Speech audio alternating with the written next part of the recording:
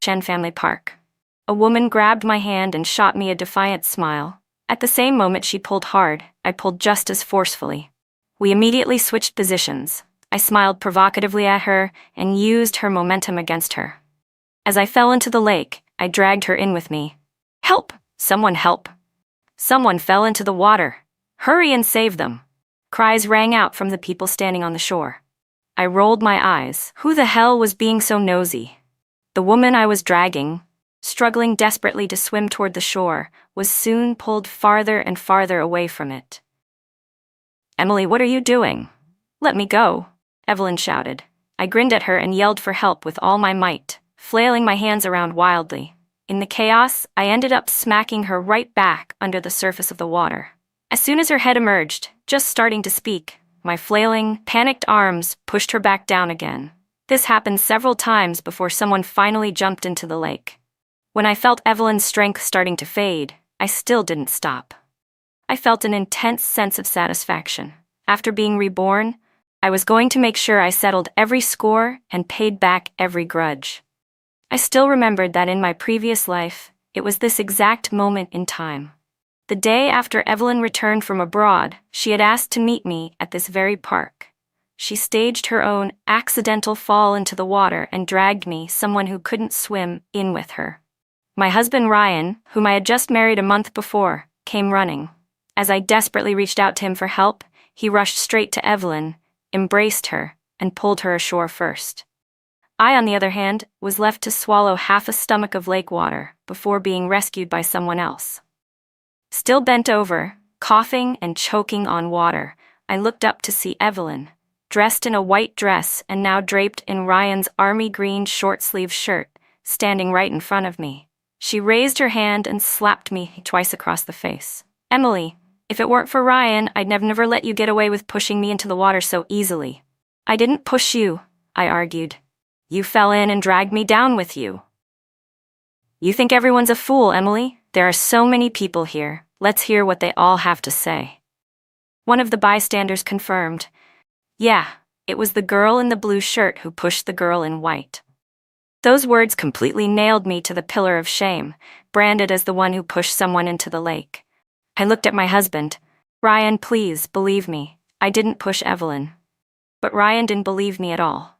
"Emily, don't make a scene. I'm taking Evelyn to the hospital first. You go home, change your clothes, and then come to the hospital to apologize." I watched helplessly as my husband supported Evelyn, who looked completely fine, and walked away with her, leaving me behind under the judgmental stares of the crowd. I crossed my arms over my chest and went home alone to the family compound in shame. Because I refused to apologize, Ryan gave Evelyn my entire wedding dowry, several thousand yuan, and even returned the engagement keepsake. Evelyn stayed in the hospital for a few days because of the fall. Ryan said that if she didn't call the police, giving her compensation was the least we could do. But I got sick too. I had a fever for 3 days. I almost lost my mind from it. And still, people said things like, "How could you compare to her? You grew up in the countryside. You're tough. Evelyn's been pampered her whole life. She's delicate." I was furious. Who said I was tough? Sure, I grew up in a rural area, but my father and brothers never let me do a single day of farm work. I was raised gently and properly. After retiring from the military, my father went to work at the steel plant back in our hometown. But a few years ago, the plant downsized. As a man with strong principles, my father volunteered to be laid off to make things easier for the leadership. He got some severance pay, not much, but it was enough to get us by. Then, bad luck struck. My oldest brother fell from a mountain and broke his leg. We spent all our savings trying to heal it, but his leg never fully recovered. He was left with a permanent limp. Life at home became tough, really tough. But even so, my family still spoiled me. They never let me do hard labor. It wasn't until I finished high school and failed the college entrance exam that my father allowed me to go to the Carter family, asking them to fulfill the engagement they had arranged. The moment I laid eyes on Ryan again, I was completely satisfied. He was tall, handsome, and a soldier. He fit every part of the image I had dreamed of in a partner.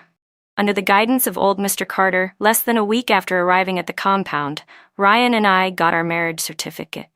That whole month, I felt like I was in heaven. I truly thought Ryan loved me. But everything changed after Evelyn came back. "Stop being unreasonable," Ryan told me. "I've been exhausted these past few days taking care of Evelyn. Can't you just let me have a moment of peace?" I felt wronged. I'd had a fever for several days too, but he hadn't even come back once to check on me. That's when I began to sense that something had changed in him. Still, I clung to hope. I just wanted to know whether he still loved me. So I confronted him. "Emily, stop it," he said. "With you like this, I can't even focus on my work. If you keep acting this way, our marriage can't go on." I didn't want a divorce, so I forced myself to calm down. "You made a mistake, and now you need to make it right," he told me. "I'm doing this for your own good. If Evelyn had reported it to the police, you'd be in jail right now. Do you understand? You're my wife. I won't just stand by and watch you go to prison. From now on, don't go against Evelyn. There's nothing going on between me and her. You need to trust me.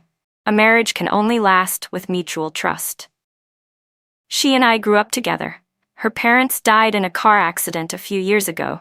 She's just come back from overseas, and she's all alone. I feel sorry for her, so I've been helping her out. I can earn back the money.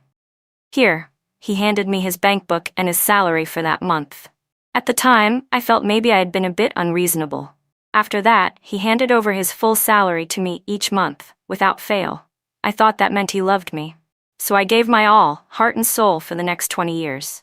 Even when he helped Evelyn, I understood. I gave him children. I cared for his parents. I made sure he never had to worry about a single thing at home. I never let anything distract him from his work. And he did well for himself. Over 20 years, he climbed the ranks from company commander to division commander. But on the very day he was promoted to division commander, I was drugged. When I woke up, I found my hands tied and myself thrown into a rundown wooden shack that reeked of gasoline. I recognized that pungent smell instantly. Evelyn stood before me, holding a lighter, her face twisted in madness. "Emily," she said, "now that Ryan's a division commander, it's time for you to step aside." I was terrified. "Evelyn, what are you doing? This is a crime, you know that, right?" Evelyn slapped my face with a wicked sneer. "Crime? You're so naive. You dragged me into the water. You tried to burn me alive. Now you've brought this on yourself. If you die in a fire, it'll look like your own fault. You'll have no one to blame." I was genuinely, utterly scared. "Evelyn, please don't do anything stupid. If Ryan finds out about this, he won't let you get away with it." She burst out laughing. "Emily, you're ridiculous. Even if Ryan finds out, he won't do anything to me. He loves me." "No, you're wrong," I shouted. "Ryan loves me. He just pities you. He's been looking after you as a friend, nothing more. He's given me his salary all these years. He's the one who married me." Evelyn sneered. "Ryan loves you? God, you really are stupid. All these years, he's done whatever I've asked. Every time I called, he came running. Even if the two of you were in the middle of having sex, one phone call from me and he'd stop immediately." When I heard that, something clicked. I suddenly remembered. There had been times when Ryan and I were in the middle of making love, and he'd answer a phone call and rush out. Not just once, not twice. Many times. I had always assumed it was some emergency mission from the base. I always understood. I always supported him. But the truth was something else entirely. When I heard her say those things, I felt like a complete fool. Like a clown being toyed with by this woman. "And back then, when I dragged you into the lake," Evelyn continued, "did you really think Ryan didn't know it was me who pulled you in? He knew you couldn't swim. But even so, he still saved me first. And to calm me down, he made you pay all the dowry money." She laughed. "Sure, he gave you his salary. But every time he got a mission bonus or a special stipend, he gave it to me. That's way more than a monthly paycheck. Over the years, has he ever taken you to a movie? Has he ever bought you a single new outfit?" I clenched my fists. Evelyn smiled cruelly. "You don't know this, do you? He took me to the movies. He bought me all sorts of new clothes." With every word she said, my heart sank a little more. I felt like I was unraveling. I snapped. "You're lying. Ryan doesn't love you. He just feels sorry for you." She scoffed. "Keep lying to yourself. What kind of man abandons the woman he loves to be with someone else? I'm telling you, Ryan took me to the movies, bought me clothes, The only thing we didn't do was sleep together. Honestly, I'm much happier than you. I let out a hollow laugh. I had been so stupid, being spun in circles by the two of them. But I wasn't going to admit defeat. So what? I said bitterly. You're nothing more than a homewrecker, a side piece. You let him touch you, let him hold you. If he really loved you, why didn't he sleep with you? Evelyn exploded with rage. She straddled me, slapping me repeatedly, venting all her anger right into my face. You idiot, you hogged Ryan for 20 years. I'm divorced now, it's time you gave him back to me. When she finally finished her outburst, she lit the lighter and slowly stepped back. I was genuinely terrified. I gave in. I'll divorce Ryan, I'll step aside. There's no need for us to go this far. She just laughed. Too late. Now that Ryan's a division commander, you think he'd throw away his career for some washed-up wife like you? You have to die. Only then can he marry me without a care in the world. Go to hell. As she flung the lighter onto the gasoline-soaked floor, flames exploded instantly. At that same moment, I heard Ryan shouting my name. I screamed as loud as I could. Ryan, help me. Evelyn started shouting too. Ryan, help me. Emily's lost it. She's trying to burn me alive. I saw Ryan burst through the door like a man possessed, but the moment he saw Evelyn on the outskirts of the fire, he didn't even glance at me. He ran straight to her, scooped her into his arms, and carried her out without hesitation. In that moment, I knew it was time to wake up. I had lied to myself for 20 years. It was time to let go. Watching the flames climb over my clothes, I shut my eyes in despair. But when I opened them again, I was stunned. I was 6 years old. It was the year my father, David White, took a bullet for Ryan's grandfather and was gravely wounded. After retiring from the army, he had just started working at a local factory. That was also the year they arranged my engagement to Ryan. I was 6, Ryan was 10. 12 years had passed since then. Just like in my previous life, I came to the military compound alone, though this time I arrived more than 10 days later than before. When Grandpa Carter tried to have Ryan file the marriage registration immediately, I stopped him. So now I was still Ryan's fiancée, not his wife of 1 month. The reason I came to this compound was twofold. First, to retrieve the engagement token, and second, to finally settle the scores left over from my last life. As I saw Ryan approaching, I began shouting for help again, just like before, and pushed Evelyn back into the water. She was dazed, her mouth and nose full of water. After swallowing a bellyful, she barely lifted her head above the surface and weakly cried out, "Ryan, help me." Ryan responded quickly, swimming over without hesitation. He wrapped his arms around her, shielding her with one hand while paddling with the other, swimming her toward the shore. Meanwhile, I was right there, within reach, and he completely ignored me. At that moment, sorrow filled my heart. What was I still hoping for?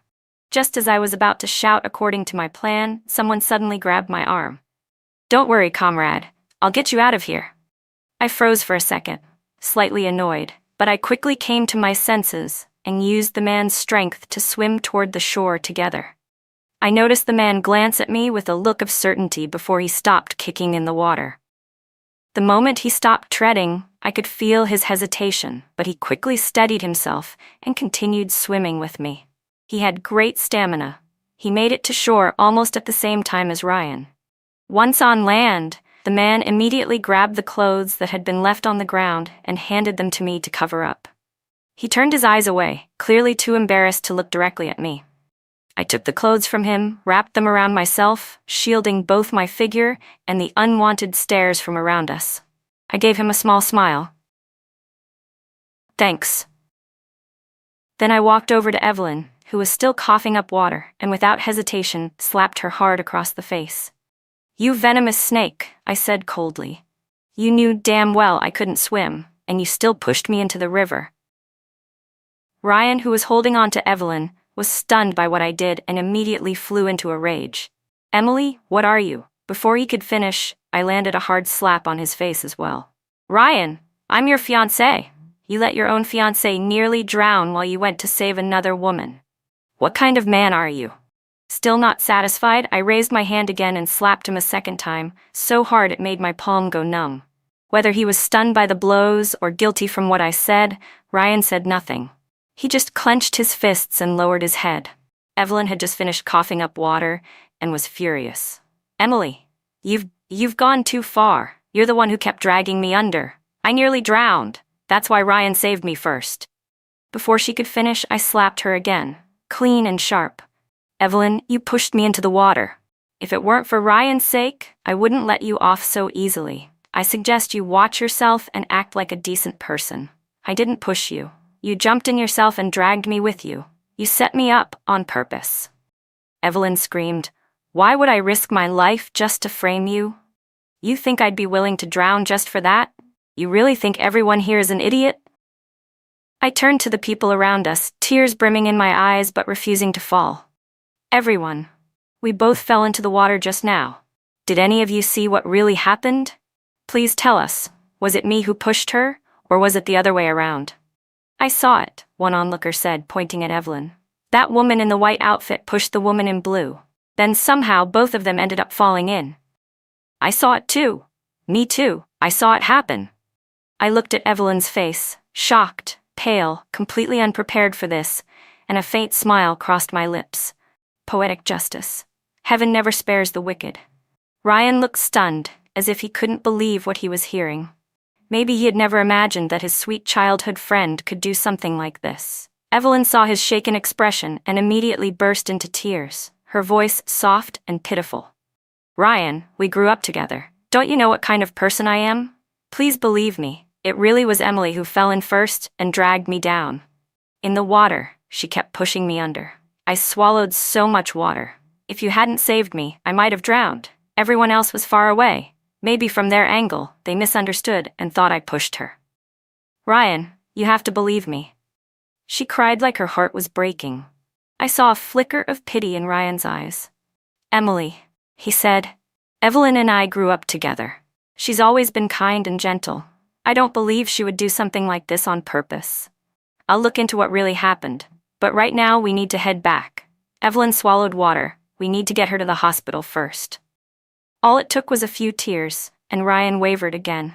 Yet in my last life, no matter how much I pleaded, he never doubted that I was the one who pushed her. Thinking back to my last life, I realized just how foolish I had been. I wasted 20 years on a man like that.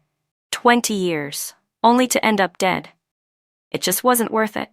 Seeing Ryan helping Evelyn walk away, I quickly stepped in front of them and slapped him hard across the face. My hand stung from the force, and I winced. Why was this man's face so damn hard? It actually hurt my palm. That made 3 slaps already, and Ryan finally snapped. "Emily, what the hell are you doing? Don't go too far." Before he could finish yelling, I jumped again and delivered another harsh slap to his face. "Ryan, I know you're doing this for my sake," I said loudly. "Holding on to Evelyn like that, trying to make it clear to everyone that she seduced you and ruined your reputation. But this isn't right. I can't just watch you make such a mistake for me. Let go of her. What if she panics and turns around to accuse you of seducing her? Then you'll really be in trouble." Ryan's face stiffened with awkwardness, and he quickly pulled his hand away from Evelyn. At that moment, I heard an ill-timed snort of laughter. I looked around and saw the man who had just rescued me, giving Ryan a look full of disdain. When he caught me watching, he turned his gaze to me and said, "Sorry, I didn't mean to." His voice was low and deep, oddly magnetic. I shot him a glance, then turned back to Ryan. "You're a soldier. You can't use this kind of method to get back at her. Don't you see that the way you're acting makes it look like Evelyn is a homewrecker who breaks up marriages? You're making a huge sacrifice for no reason. I don't need you to do this for me." Ryan's swollen face twitched with suppressed anger. "Emily, what nonsense are you talking about?" Evelyn followed close behind, her face also red and puffy. "Emily, you're disgusting. Ryan and I grew up together. We're like siblings." I raised my eyebrows in surprise. "Oh, so you're saying that ever since you were kids, you two have been hugging and holding each other like this?" Maybe it was the weight of that one sentence, or maybe Ryan finally felt completely humiliated. He pointed at me, then leaned toward Evelyn and muttered, "You go on ahead to the hospital." Evelyn shot me a hateful glare, tears still in her eyes, then turned and ran off sobbing. I called after her. "Evelyn, don't forget, if it weren't for Ryan, my fiancé, I would have already called the police on you. Emily, enough. Go home. Ryan growled through clenched teeth. That house is your home, not mine anymore, I replied coldly. Ryan's voice rose. What exactly do you want? Break off the engagement? You think you can just treat our family like this? Forget it. As he walked away, I shouted at his back. Ryan, you're wearing just a tank top, and that female comrade saw everything. Don't you have any shame? He paused, clearly rattled. Seeing him flinch like that, I felt a bit of the bitterness in my chest dissipate. Lifting my head again, I looked around at the people gathered and spoke with tears brimming in my eyes, my voice trembling with sorrow. Thank you all for speaking up for me today. If it weren't for you, I would have been wrongfully accused. I paused, eyes red, choking on emotion. I know I shouldn't have brought the engagement token here and forced Ryan to fulfill the engagement. I know I shouldn't have insisted on tagging along when I saw him taking that woman to the movies, which ended up ruining their date. I know I shouldn't have gotten upset when I saw him and that woman walking hand in hand in the park. I know I shouldn't have run up to him when I saw him buying her a new outfit and begged him to buy one for me too, only to ruin the mood and make them both unhappy. And I know I shouldn't have slapped them when I saw Ryan saving her first instead of me. My voice cracked, and the tears hovered on the edge of falling, full of sorrow and pity. But he's my fiancé. I can't swim. I was terrified. I looked so pitiful, so heartbroken, that it made onlookers sigh. Poor girl, why marry a man like that? Yeah, and that other woman's no good either. She knew he already had a fiancé, and she still clung to him? Exactly. That man's no better either. He looked like he was in the military, didn't he? How can a soldier be that shameless? Sweetheart, an older woman said to me, if that guy's your fiancé and you haven't married him yet, take my advice, don't. I know plenty of good young men. I can introduce you to one who's definitely better than that guy. And that woman's no good either, someone else chimed in. She knew he had a partner and still tangled herself up with him. She's nothing but a homewrecker. With my eyes still red, I listened to the crowd scolding Ryan and Evelyn. I watched the middle-aged man from earlier walk away. That should have been the end of this farce. I remembered that man. He was the political commissar of Ryan's unit. He had held that position in my previous life as well. When Ryan publicly distanced himself from me, labeling me as the vicious woman who pushed someone into the lake, the commissar had admired his supposed integrity. Within a month, Ryan had been promoted.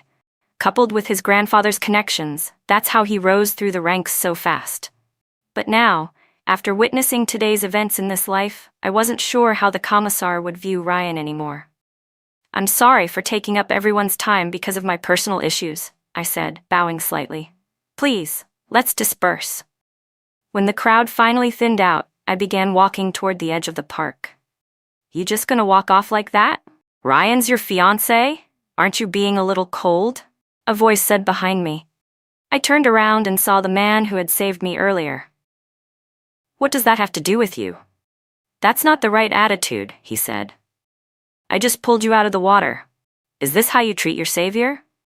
I didn't ask you to save me, I snapped.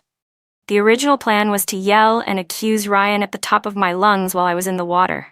How he ignored his own fiancée to go save another woman. Then I'd just let myself sink. That would have really exposed him. That would have proven what kind of man he is. But thanks to you, Mr. Medler, I got pulled out of the water, and now I had to stand here and put on a sob story to earn some pity instead. You completely ruined my plan. Honestly, saving me was a waste. He raised an eyebrow. And my clothes? What? That outfit I gave you to wear? I bought that brand new for a blind date. I scowled. I really wanted to throw the clothes right back in his face. But then I remembered how, in my last life, I had returned to the family compound with nothing but a soaked body and no dignity left. Ryan's new wife had acted so shamelessly. She made such a scene. She should have kept a closer eye on her own man. He'd been seduced away right under her nose by a cheap little vixen with no self-respect. If it hadn't been for Sister Zhang and the compound who pitied me and lent me something to wear, I would have been humiliated even more. I looked down at the clothes covering my figure, clinging to every curve, and silently cursed myself for forgetting to leave a spare set on the shore. It wouldn't be practical to return the clothes right now. Give me your address. I'll wash the clothes and bring them to you once I'm back at the compound. Guest house at 3rd Battalion, he replied. I froze for a second. That was the guest house connected to Ryan's unit. Hearing that, I finally took a good look at the man. Close-cropped hair, big eyes, high-bridged nose, and thin lips. Since he'd given me his clothes, he was now standing there in just a white tank top. His muscular arms and broad chest were fully exposed. He was over 6 feet tall, wearing suit pants and polished leather shoes. He stood straight like a poplar tree. He met my gaze calmly and said, "Don't blame me. You're the one who looked me over." I rolled my eyes at him. "You're in the military?" "Corporal Cheng from 13th Regiment," he said. I blinked. "All right, got it. Once I wash the clothes, I'll bring them over." "I'm staying here for a week," he said. "Bring them tomorrow." As I walked away, I heard a voice behind him. "Zhao Yi's been looking for you everywhere," someone said to Cheng. "And there you are, staring like a fool." Following his line of sight, the guy saw the back of a woman walking away. "Hey, stop staring already. Your eyes about fell out of your head," Zhao Yi said with a laugh. "I was gone for just a little while. And you already dove into the river after some girl? How are you going to face that woman the commander's wife set you up with looking like this?" Cheng replied with a grin. "Caught a big fish." "Oh please, who are you trying to fool? Go change your clothes in the truck. I'm telling you, the woman this time was introduced by the commander's own wife. You have to meet her. It's an assignment. You're not getting any younger.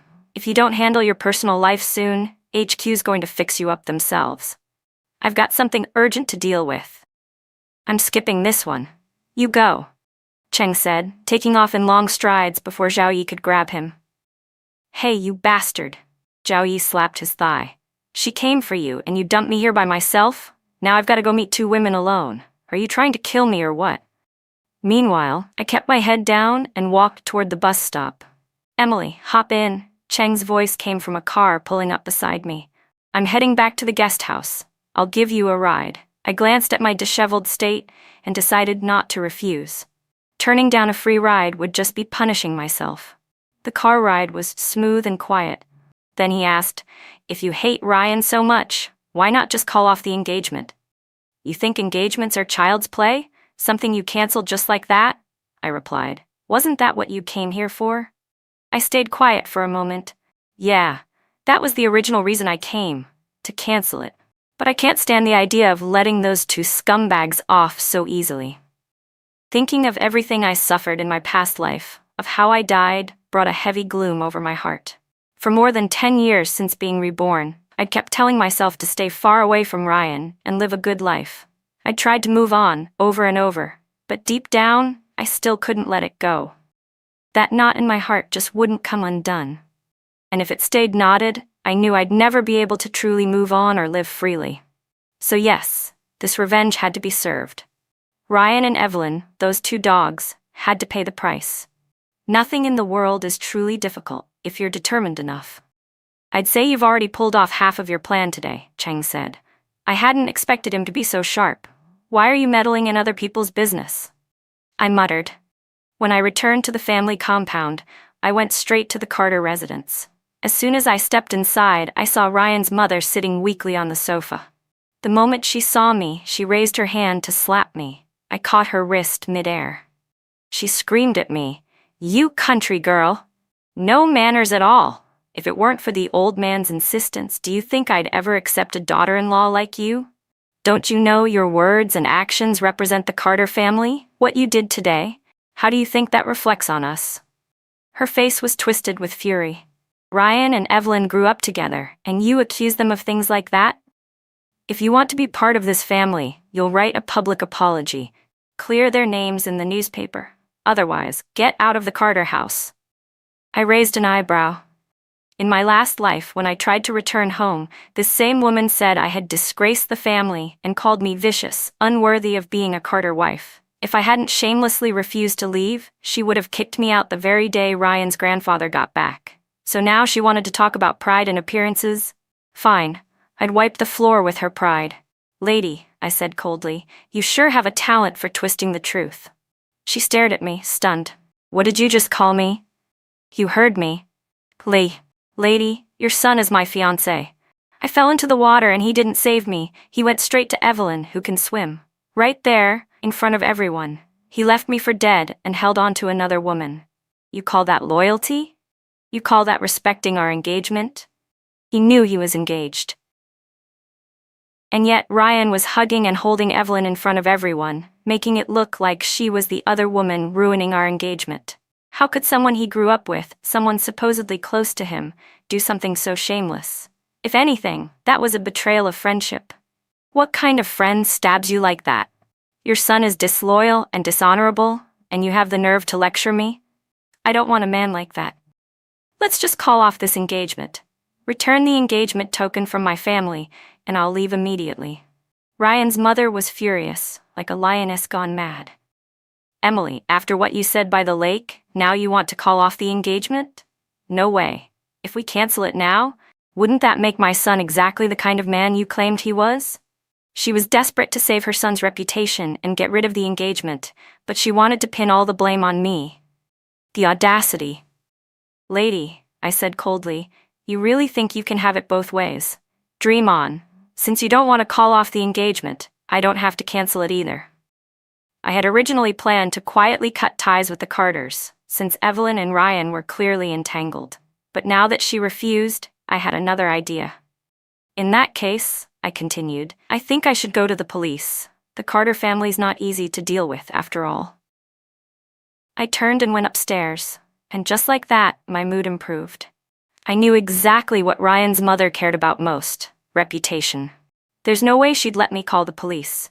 If I did, everyone would hear that her precious son left his fiancée drowning while he ran to save another woman. The Carters' good name would be ruined. In my last life, she looked down on me for my education, thought I lowered their social standing, thought I couldn't support Ryan's future. Every single thing I did, she'd remind me not to embarrass the Carter family. For their so-called face, I endured 20 years of humiliation. Ryan answering Evelyn's calls at all hours, running to her whenever she snapped her fingers, and I never dared say a word. But this time, heaven gave me a second chance. The Carter family's reputation had nothing to do with me anymore. Upstairs, I started packing my things while keeping track of the time. It was clear I couldn't stay in this house much longer. Sure enough, less than an hour later, the door burst open. Evelyn stood there, trying to act remorseful. Emily, I came to admit my mistake. I was wrong today. If you want to hit me, punish me, whatever, I'll accept it. But let's keep this private. Please don't go to the police. I actually laughed. This man, he really was willing to throw himself under the bus for Evelyn. Without a word, I lifted my hand and slapped him, twice, crisp and loud.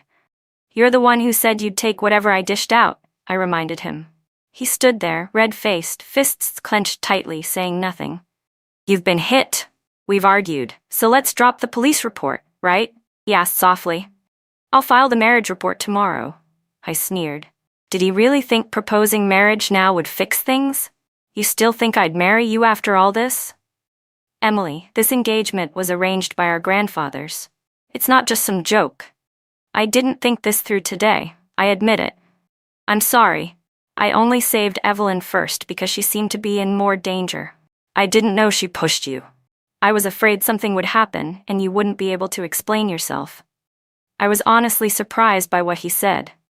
Was he trying every excuse in the book just to stop me from going to the cops? Fine. If they wanted to play this game, I'd play too. I won't go to the police, I said, but Evelyn did push me. I swallowed water. I was scared out of my mind. She needs to compensate me emotionally.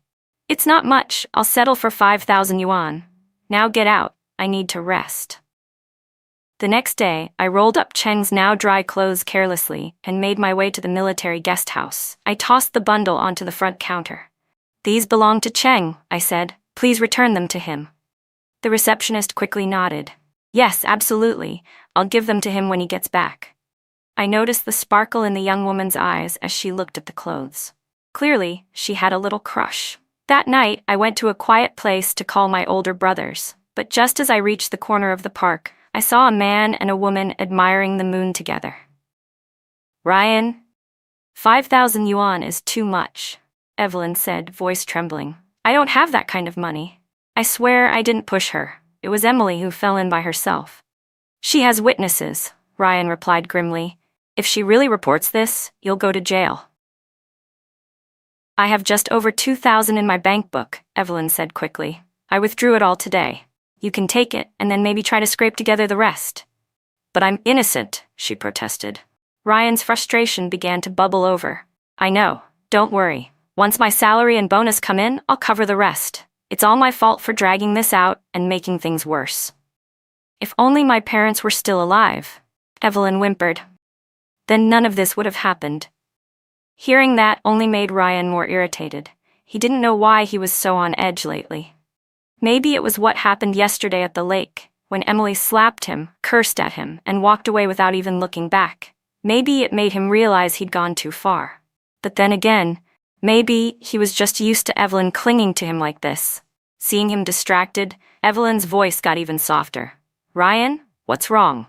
Why aren't you saying anything? Do you not want to take care of me anymore? No, I promised your parents I'd look after you. Then, how about we go see a movie this weekend? She asked gently. Ryan was about to decline, but Evelyn suddenly began to cry. I knew it. Once someone's gone, no one cares anymore. Just go.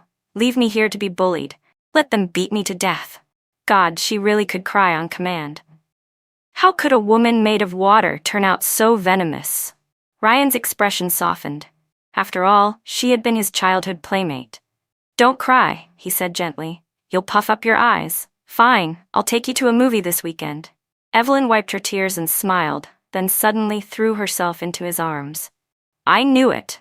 I knew you weren't the kind of person who forgets old friends. Ryan froze, startled. He immediately tried to push her away, but Evelyn clung tightly to him, and he couldn't break free. Evelyn, I'm engaged. You can't act like this. It'll cause misunderstandings. Even though I had already decided to break off the engagement and had come back this time just for revenge, seeing them hugging like that still stirred something sour in my chest. No way I was letting myself swallow that kind of humiliation again. I stepped out from the shadows and grabbed Evelyn by the hair, yanking her out of Ryan's arms. You shameless tramp! I snapped. Still trying to seduce my fiancé? You really must be desperate for a man. Then, without hesitation, I slapped her across the face, hard, again and again. I didn't stop until Ryan grabbed my wrist mid-swing. Emily, stop it. Let her go. If you want to hit someone, hit me. You're getting it all wrong. There's nothing between me and Evelyn. I'm just here to talk to her about the compensation money. I released Evelyn's hair, and she immediately snapped. Emily, I've had enough of you. Furious and completely losing her composure, she raised her hand and aimed for my face. I didn't flinch, just lifted my foot and kicked her square in the stomach. She crashed to the ground. Evelyn, Ryan is still my fiancé. Until we officially break off the engagement, stop hanging all over him. If I catch you doing it again, I'll beat you again. Every single time. Even though the area was remote, my voice was loud enough to carry. Everyone nearby, military wives and even some soldiers still out for a walk, definitely heard me. They started gathering around. You're lying, Evelyn shouted. I didn't do anything. You didn't, I mocked. Then why were you all over my fiancé just now? Anyone who saw it would think you have no shame. And those who didn't might start to think he's the one at fault, that he's the kind of guy who eats from one bowl while eyeing another. Keeping the red flag flying at home while chasing colored ones outside. Seeing the growing crowd and the judgment in their eyes, Evelyn realized she wasn't getting out of this. Clutching her face, she turned and ran. Ryan, embarrassed and angry, grabbed my wrist and pulled me back toward the Carter residence. Emily, he snapped. Let's go home and talk, Ryan said, dragging me back toward the Carter residence. Only after we stepped through the front door did he finally let go. I glanced at the red marks on my wrist, then swung my arms, slapping him hard across the face, once from the left, once from the right. Looking at how he just stood there silently, taking it, I suddenly felt it was all so pointless. Ryan's mother pointed a trembling finger at me, furious. Break off the engagement. Emily, you shrew! Get out of the Carter house, you backward country bumpkin. How dare you hit my son? I didn't say a word. I went upstairs, grabbed my suitcase, and came back down. I slammed the gold engagement pendant onto the table. This is your Carter family's engagement token. I'm returning it, Give me the White family's token, and I'll leave immediately. Fine, wait here, Ryan's mother snapped and turned to go retrieve it, but Ryan blocked her. I'm not calling off the engagement. Tomorrow I'm filing the marriage report. His mother looked at him like he'd lost his mind. You're insane. Marrying a woman like that? Absolutely not. Mom, I messed up? Ryan muttered. Messed up or not, she shouldn't be hitting you. What kind of fiancé does that? Call it off. Aren't you and Evelyn childhood sweethearts? Just marry her. Mom, stop it, Ryan shouted. There's nothing between me and Evelyn. I only promised Uncle Wen I'd look after her. Listening to the two of them go back and forth made me sick to my stomach. I felt all my anger burn out. There was nothing left worth staying for, nothing worth my time. So I left the house and went straight to the military guest house. Before I even made it to the gate, Ryan came chasing after me. Emily, you're my fiancée. How does it look for you to be staying outside the house? I'm going to file the report tomorrow. Ryan, do you not understand English? We're done. The engagement is over. Stop bothering me. I was trying to shake free from his grip when I heard a voice from nearby. This is a new society, Cheng said, stepping out from the shadows, cigarette dangling from his lips. People have the freedom to love who they want. What's a company commander like you doing, forcing a woman against her will? This is between me and my fiancé, Ryan snapped. It's none of your business. Cheng, looking completely nonchalant and nothing like a soldier, smirked. Emily, are you his fiancé? No. You heard her, Lieutenant Carter, Cheng said, flicking his ash. She said no, so I suggest you let go, unless you'd like me to use my rank to make it official. Ryan hesitated. Emily, he said, softer now, I know you're still angry. I'm sorry, again. I'll call my dad and see if he can help your two older brothers find good jobs. That set me off. Get lost, I shouted. In my last life, I had begged him over and over to help my brothers find decent work. I asked until the day I died, and still, nothing ever happened. And now, in this life, both of them had their own careers. They didn't need anything from him. Fine, I'll go, Ryan said quietly. Get some rest. I'll come find you tomorrow. God, what was wrong with him? Did he enjoy being abused? I'd slapped him like 10 times since he got here. After he finally left, I checked in at the front desk. Just as I was heading up the stairs, I ran into Cheng again. Without asking, he grabbed my suitcase. What floor? 3rd. You really broke it off? What's it to you? You've been snappy ever since I met you. I didn't even do anything, actually I saved you. So? Just saying, you don't have to be that rude about it. The next morning, I returned to the Carter home. Amid Ryan's mother's endless cursing, I finally got back the White family's heirloom jade bracelet. Genuine old mine, full green imperial jade. In my past life, Ryan had given it to Evelyn as compensation. Now, it was finally back where it belonged. As I walked out the door, I ran straight into Evelyn. She shoved a thick wad of cash into my hands, 5,000 yuan, not a cent less. She looked like she was about to cry from the pain of giving it up. I thought it was hilarious. It's not like it was her money. What was there to be so heartbroken about? I tucked the cash away, smiled at her, and said, We're even now. The past is over, and it's not coming back. It's time I let it go and start living a new life. I took a cab to the train station and bought a ticket for next Monday to return home. I still had a few days left, and I planned to spend them well, to walk this city one last time. Not for anyone else. Just to say goodbye to the version of myself from my past life. Once I left, I didn't think I'd ever come back to this city again. I walked the old paths I used to take, rode the same buses I used to ride. Every single day, Ryan came to the guest house looking for me.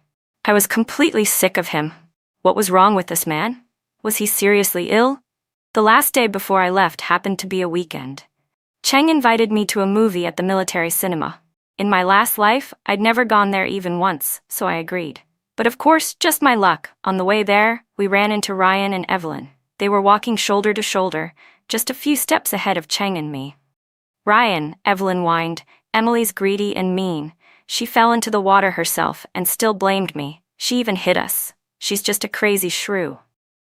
Evelyn, it's in the past, Ryan said flatly. No matter who was right or wrong, let's not talk about it anymore. Emily is my fiancée. I've already filed the marriage report. She'll be your sister-in-law. Ryan, how could you? Evelyn's voice cracked. She may be pretty, but she's awful, mean and nasty. You don't even like her. Are you really going to sacrifice your happiness just to repay a debt? Evelyn, Ryan said firmly, Emily will be my wife. Please stop bad-mouthing her. I clenched my teeth. This damn man, was he deaf? Hadn't we already broken off the engagement? And now he was filing a marriage report behind my back? I wasn't planning to get involved anymore, but that alone pushed me over the edge. I stormed forward, and without a word smacked him hard across the face. Emily, you crazy woman, what the hell? Ryan gasped, shocked. Don't misunderstand, he said quickly. I already filed the report. I'm only here with Evelyn today to explain things clearly. I don't want this to keep going back and forth between you two. Shameless, I snapped. We already broke up. Stop telling people I'm your fiancé. You're gonna ruin my chances of ever finding someone else. It's disgusting. Honestly, I regretted agreeing to go see a movie. There was no worse mood killer than running into that toxic pair. Evelyn might be vicious, but this pathetic excuse of a man was the most unbearable one of all. I turned and walked away without looking back. Ryan tried to chase after me, but Evelyn clung to his sleeve tightly. I was walking fast. The sun was hot, I was thirsty, and I felt flushed all over. I spotted a convenience store ahead. Boss, 1 bottle of soda, I said. 2 bottles, Cheng chimed in, appearing beside me. You ditched me in public. That's kind of rude, don't you think? I suddenly remembered I'd completely forgotten about Cheng. A little embarrassed, I didn't know what to say. Cheng paid the shopkeeper, took the 2 bottles and handed one to me. Here, on me. I don't accept favors, I said coolly. I'll pay for my own. You help me with laundry. This is my treat. Ignoring my protest, he shoved the soda into my hand. You know, if you ironed that shirt, it would have looked even better. I rolled my eyes. You think too much. I saw you slap him just now, he said, grinning. Looked satisfying. Does your hand hurt? I ignored him and headed toward the bus stop. But Cheng wasn't giving up. We agreed to watch the movie. I already bought the tickets. Don't waste them. I stopped, turned back, and gave him a look of sympathy. In my last life, I remembered reading about him in the military paper. Cheng was the youngest regiment commander in the entire district. Unfortunately, he had terrible luck. Just 2 years after his promotion, he died on a mission. No matter what. This man, even if he had a bit of an attitude, I couldn't deny that he had helped me, and more importantly, he had saved my life. If you've got time to talk, I told him, you'd be better off putting that energy into your training. Only with hard training can you increase your chances of surviving on the battlefield. He clearly hadn't expected me to say something like that. For a moment, he just stared at me in surprise, then suddenly burst into a big, toothy grin. Against his sun-kissed skin, those white teeth of his were almost blinding. Are you worried about me? He teased. Relax, I've got a tough life. I'll be fine. I'm heading back tomorrow, I told him. After all these years in the military, I've never watched a movie. You already invited me. Don't go backing out now. This man really did remind me of someone from my past life. Pitiful, in a way. I nodded. Cheng lit up. Perfect. Let's grab some snacks for the movie. It was my first time stepping into the military district's cinema, and to my surprise, it didn't feel much different from any normal theater. Maybe I was trying to make up for what I never got in my last life. After my second brother's business took off in that lifetime, I used to go to the movies every single week. The movie lasted over an hour, and just as we were walking out, who did we bump into at the entrance again? Ryan and Evelyn. I was genuinely shocked. How could these two still have the nerve to show up here? Ryan looked equally surprised when he saw me. He quickly walked over. We were just doing a bit of shopping. The marriage report should be approved in the next couple of days. I couldn't help but laugh. Shopping? Didn't you give all your money to Evelyn? What are you buying? With air? Anyway, this has nothing to do with me. Ryan, do you not understand human language? I snapped. We already broke off the engagement. Why the hell are you still filing marriage reports? It's absurd. There are too many people around, I added. Don't make me hit you in public. It's disgusting. Cheng watched me deal with Ryan and couldn't help but smile. Emily, thanks for watching the movie with me. To show my appreciation, can I treat you to dinner? With Ryan still hovering nearby like an unwanted pest, I didn't hesitate for a second and followed Cheng away. I'm returning to my unit tomorrow, he said. Can I get your phone number? I don't have one. I started to say. But just as the words were about to leave my lips, my bag started buzzing. Drip, drip, drip. Embarrassed, I reached in and pulled out my phone. My second brother's name was on the screen. I hit the decline button without a second thought. Cheng, without asking, took the phone straight from my hand and quickly started fiddling with it. A moment later, I heard the same dripping ringtone coming from his pocket. Then he handed it back to me. I glanced down. My contact list now had a new name, Cheng. That's my number, he said. If you ever need anything, just call me. I gave him a half-hearted nod. We were destined not to meet again. What good would it do? Just then my phone rang again. It was my second brother, I answered.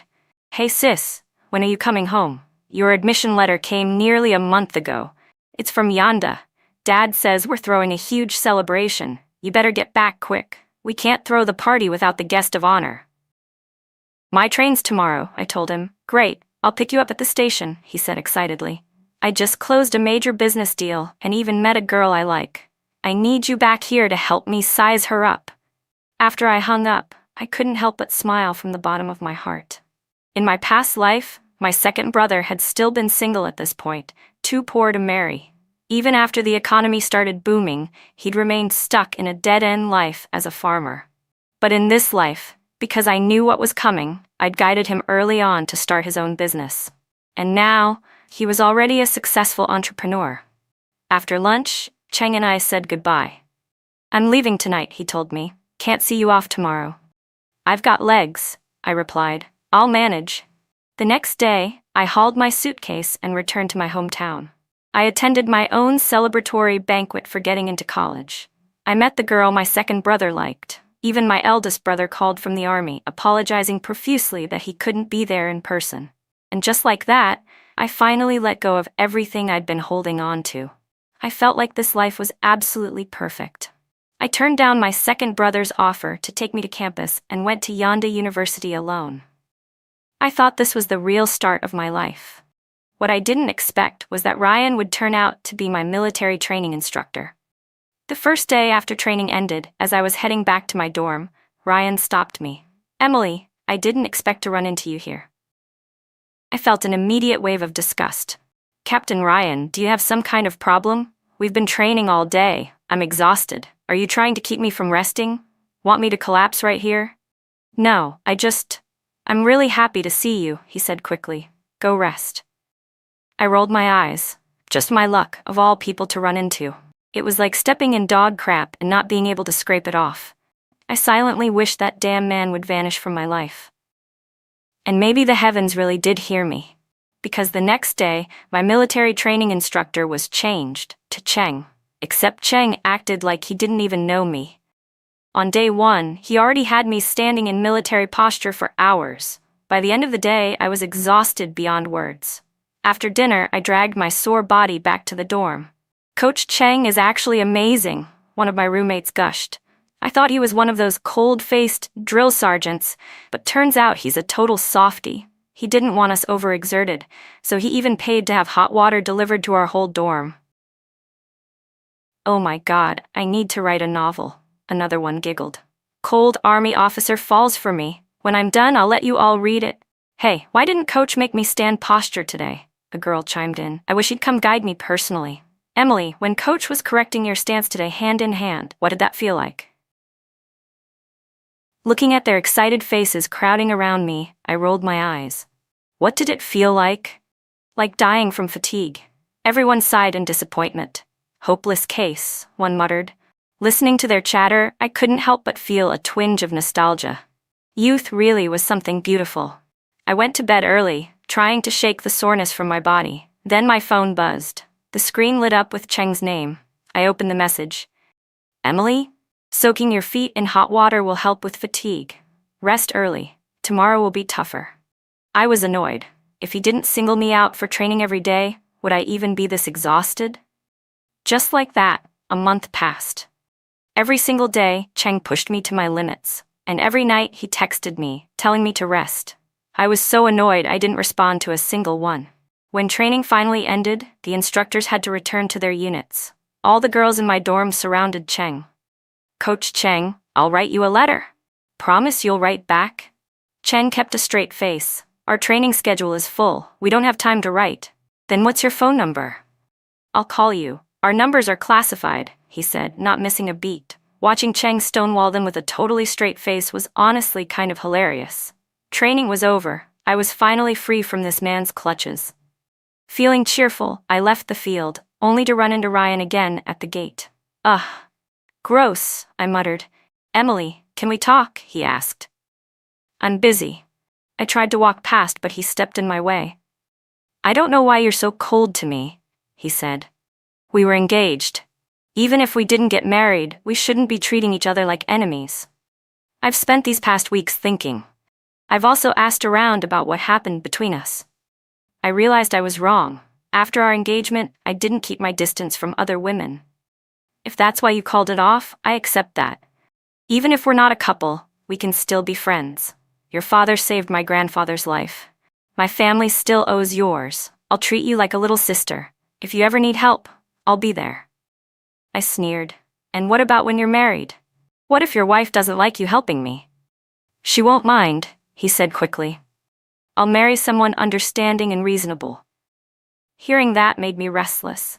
Before I knew it, I asked another question. If I asked you to go shopping or watch a movie with me after you're married, what would you do? If time allows, Ryan said, those are things an older brother should do. His answer caught me off guard for a moment. And if I needed money, I asked. My salary goes to support my family, but my bonuses, I can use them to help you. I couldn't help but laugh. How had I never realized in my past life that this man was so incapable of love? If my life and your wife's were both in danger, say trapped in a fire, who would you save first? He hesitated. Why would you even ask something like that? Just answer me. Who? By protocol, I'd save whoever had the higher chance of survival. I stared at him stunned. No emotion, no hesitation, just a cold calculation of survival odds. I don't need your care, I said flatly. The best thing you can do for me is stay away. I pushed past Ryan and walked several steps before stopping again. For your own sake, when you do get married, treat your wife better. Then I didn't look back. I headed straight for my dorm. On the way, I got a message from Cheng. Emily, I've returned to my unit. Take care of yourself at school. Text me if you ever have time. I didn't respond.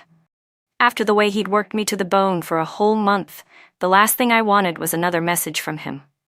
College life was vibrant and full of possibilities. I joined a few clubs and had plenty of guys chase after me, but I turned them all down. In senior year, I heard something about Ryan again. He had married Wendy 2 years ago, but in all that time, his military rank never changed. With no future in the army, he eventually left and transitioned to civilian work. I thought hearing that would make me happy, but it didn't. Maybe it was because I really had stopped caring. The night before graduation, I got a message from Cheng. Sorry, Emily, I won't be able to attend your graduation. I'm being deployed for a while, and I won't be able to text you during that time. Please take care of yourself. I gripped my phone tightly. A mix of fear and panic churned inside me. 2 years ago, Cheng had messaged me saying he'd become a battalion commander and asked if he could pursue me. I turned him down. But like a cockroach that just wouldn't die, he kept texting me every single day, visiting my campus whenever he had a chance. No matter how many times I rejected him, he never gave up. What woman wouldn't be moved by such persistence? Even though I knew his fate, I still fell for him, hopelessly. I thought, if I could change my family's fate, maybe I could change his too. I want to see you. Wait for me. I'll be there in 30 minutes. I arrived early at the school gate. Sure enough, Cheng showed up right on time, still in his uniform, grinning like a kid. Emily, this is the first time you've said you wanted to see me. You have no idea how happy I am right now. Looking at his bright, wide smile, I felt a painful lump in my throat. Cheng, no matter what happens, you must stay alive. Of course. I haven't even married you yet. How could I possibly die now? I thought about how this bright, young life might one day come to an end, and my chest ached. Emily, when I come back, let's get married, okay? I'm already 30. Most of my comrades already have kids. Okay, I said quietly. I'll wait for you. Then wait for me. A voice called out in the distance. Cheng, time's up, we gotta go. He waved goodbye, turning back to look at me with every step he took. My eyes welled up with tears. Cheng, you must come back. 1 month. 1 year. I walked alone through a park blanketed with fallen leaves. In the distance, I saw a man pulling a girl toward the riverbank. It reminded me of the man who had asked me to wait for him. I knew there was no guarantee. And yet, I still fell for him. I had no one to blame but myself. Later, one of Cheng's comrades somehow found me and handed me a notebook. This was something I found while sorting through Chen's belongings, his comrade said. I thought you should see it. It was a black notebook, Cheng's diary. August 15, 1997. I think fate has been kind to me. I actually met a girl who took my breath away at first sight. I saved her, but she's like a little hedgehog, ready to prick anyone who gets close. I want to make her happy, but I don't know how. I admit it, I'm a coward. I couldn't finish reading. I shut the notebook. 10 years. Just like that, 10 years had passed. I was no longer young. My phone buzzed, a text message. That struck me as odd. In this day and age, everyone used WeChat, who still sent old-fashioned SMS. I figured it was probably spam and ignored it. Meanwhile, Chen waited for a reply. All day long. When nothing came, he fell into despair. His rough hands covered his face as he sat frozen. 10 years as an undercover agent, he had served his country well. But he had lost her. After a long time, he dropped his hands and collapsed onto the bed like a man hollowed out. Eyes shut, all he could see was that proud, stubborn girl's face. Lying in bed, I finally opened the messaging app. The screen blurred from my tears. It was a number I knew by heart, a name I had never deleted. There was only one line in the message. I'm back. Are you still waiting for me? I clutched my mouth, sobbing uncontrollably. 10 years, 10 years. My hands trembling, I typed the only reply